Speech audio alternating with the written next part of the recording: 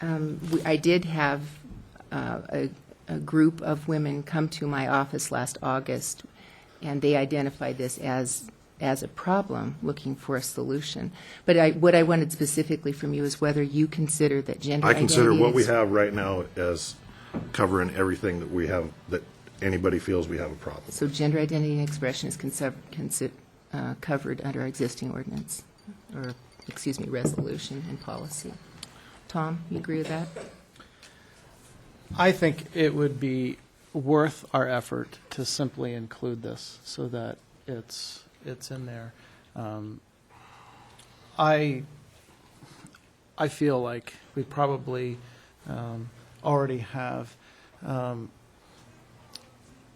function that exists within human rights or human resource policy, the practice of non-discrimination. I just simply think that making it explicit policy would be helpful for future staff members of the City of Moscow. And by stating it as such, it makes it clear for future people that want to apply for positions and future people who are making hiring decisions for the City of Moscow. So I just think the clarity helps to make that be the case. And Wayne, just for clarity's sake, do you believe that gender identity and expression are covered under the existing language under sexual orientation and gender? I absolutely do. Okay, thank you. Any other comments, questions, observations down here? Well, Madam Mayor, Yes. I been working this through since we started, and I think one of the things that we are responsible for up here is to make sure that the laws, the ordinances, the resolutions that we have currently are working, and if they are not working, they need to be changed. I think that what we have right now is working. I can go to all of the comments that were made up and down, the comments made by the people that had the courage actually to come up here and speak. And we, I just don't see us having a problem, and equal employment opportunity will be extended to all persons in all aspects of the employer-employee relationship, including recruitment, hiring, training, promotion, compensation, discipline, and termination. And we use the term there, all persons. In the statement above it, the City of Moscow believes that all persons are entitled to equal employment opportunity and does not discriminate. I think it was Dan that said that we might be having a solution looking for a problem, and that's almost glib. But Dan, I think I agree with you that we've got a situation and we've got a system that is working. I cannot imagine that this town would, quite frankly, elect a council, hire a city supervisor, a city attorney, a human resources director that would not approach their job in this way. So I'm against changing it. And at the committee meeting, did I understand that you believe that gender identity and expression are also covered under the existing language? I think everything is covered, Madam Okay. Mayor. Everything is covered. Okay. Comments from either Bill or Walter? Well, everything, Madam Mayor, our equal opportunity statement says, and you had read a paragraph about that excluded pregnancy and ancestry. In this statement, John didn't finish the one statement that he said. It says the City of Moscow believes that all persons are entitled to equal employment opportunity does not discriminate against its employees or applicants because of race, color, religion, gender, pregnancy, national origin, ancestry, age, marital status, veteran status, disability, sexual orientation, or any other basis prohibited by law, local law, state law, or federal law, and I think that covers it. I see that, and it talks about gender in there, it talks about pregnancy, a thing that you had, and I don't know where you saw that, because this, either this is incorrect or what you read was incorrect, I'm not sure which one, and this probably is a statement for Gary Reedner. Is this policy that I read our current one, or is this inaccurate? It actually, it is, that's our current one. What I was reading was from the resolution, 2004-16, and comparing it to the draft resolution 2009 that was for your consideration this evening. The 2004-16 resolution does not say, "Be it resolved," and that we will not discriminate against those particular things that I mentioned to you, that included pregnancy, ancestry, veteran status, or sexual orientation. And so while those things are in the city's policy, they were not resolved by the council. This council has not made a formal statement to that effect to emphasize that, those points. Randy? Perhaps this might help. It was my recollection, it's just been confirmed by our Human Resource Director, that Resolution 2004-16, I believe, was related to monies that were government monies given to the city, maybe CBDG grant, and that contains language that's required to be adopted by the city, and the city did that. The reason that would have different language from our personnel policies is because, probably on my advice, we stick with what's required so that if somebody looks at that, they know that we met the requirements that the money was tied to.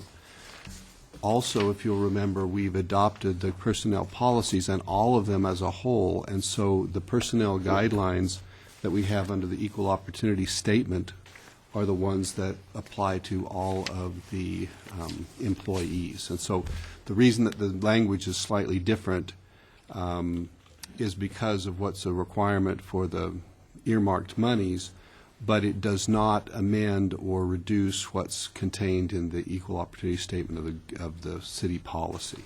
No, I understand that.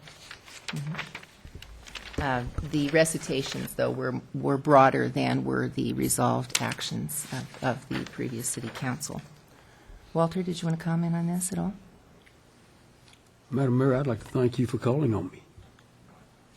I have no problem with what we have in place at the present time. Okay. And how would the council like to address this? Tom? Well, I'm just wondering if we all agree that that sexual identity and expression is already included in our personnel policy, then perhaps all we need to do is make it clear in a definition somewhere that that's included. Is that something that we could agree to? Because it sounds like we believe that it exists already, that the current policy already handles this situation. So if that's the case,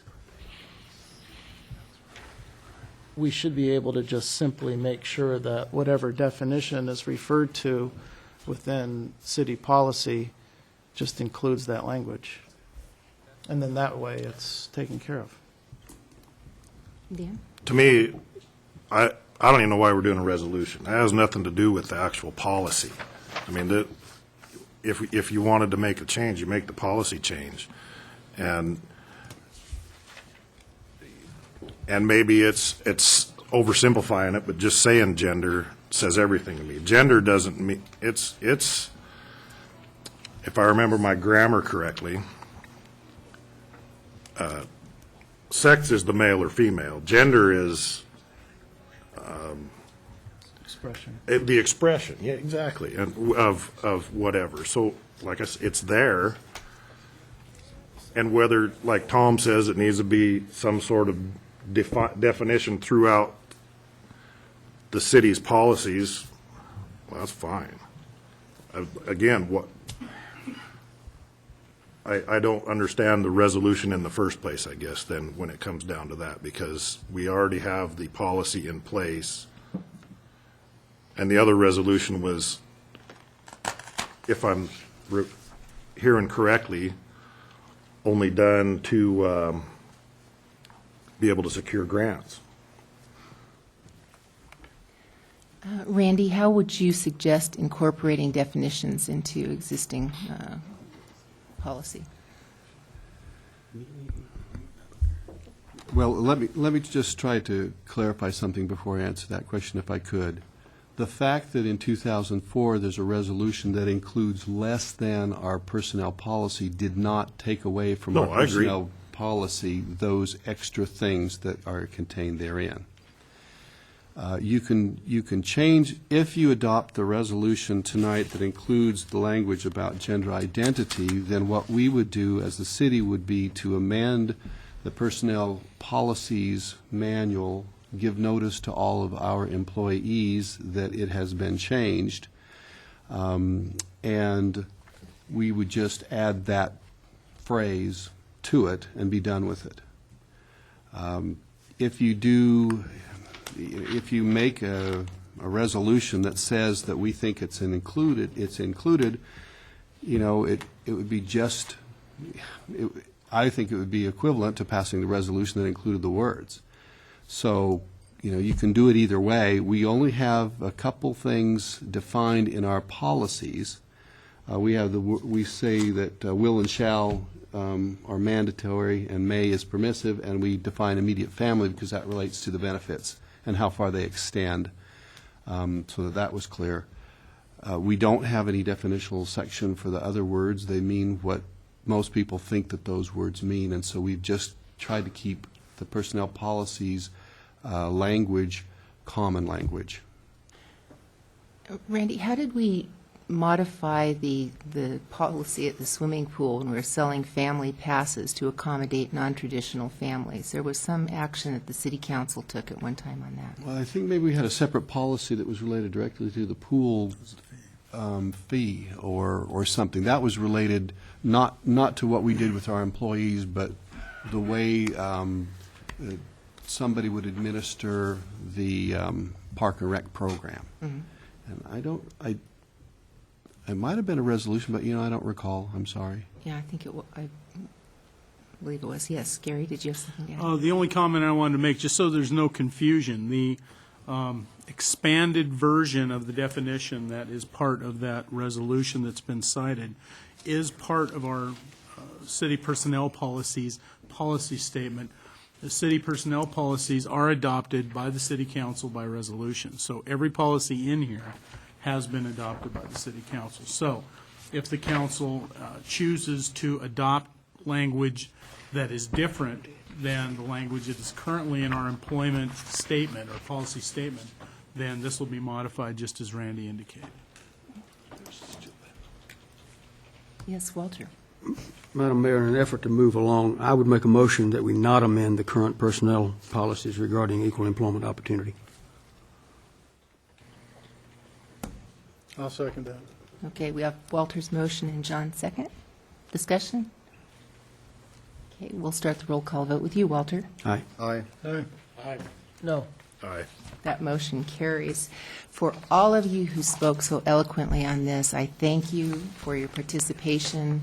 I am heartened that the City Council has articulated its commitment to fair employment practices and equal opportunity employment, that we heard from several of them, at least this evening, articulating the belief that gender identity and expression are both covered under the existing policy, and that the City of Moscow has not and will not discriminate on that basis. So I think under the circumstances, we've done the best we can this evening, and we'll move forward and continue to be an inclusive community, and darn proud of it, too. So thank you, everybody.